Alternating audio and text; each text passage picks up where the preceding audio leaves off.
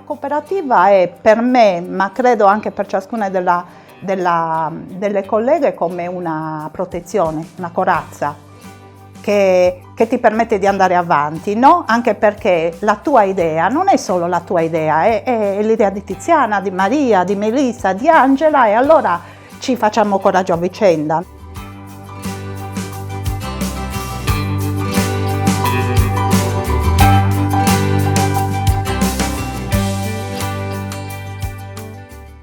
Qui dentro tutte quante siamo entrate attraverso un corso, a parte Maria, che è stata inizialmente la nostra maestra, e tutte le altre siamo entrate attraverso dei corsi di formazione professionale.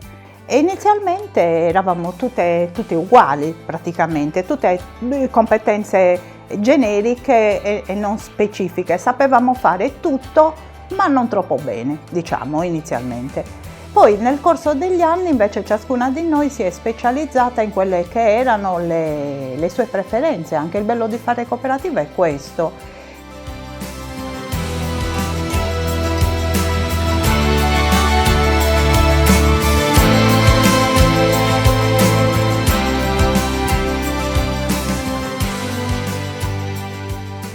Non siamo una famiglia, ma è come se lo fossimo, nel senso che c'è molta collaborazione fra di noi, è vero, e c'è anche molta unione, nel senso che poi le discussioni ci sono, a volte ci scontriamo anche ferocemente su determinate cose, però abbiamo tutte quante un'idea comune, un obiettivo comune, attraverso appunto le specificità di ciascuna di noi.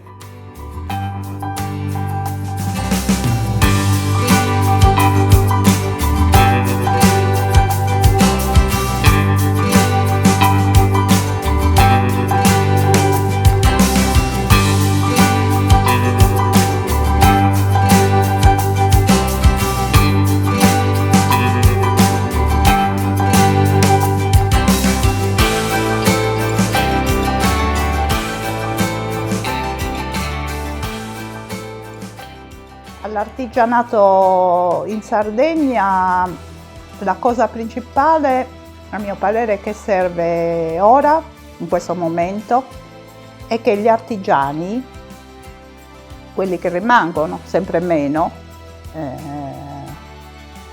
prendano un attimino più coscienza del valore che ciascun artigiano ha e del valore che l'artigianato ha per la Sardegna in generale, sia a livello culturale che di promozione turistica. Questo prima di tutto. Una maggiore coscienza dell'importanza della figura dell'artigiano.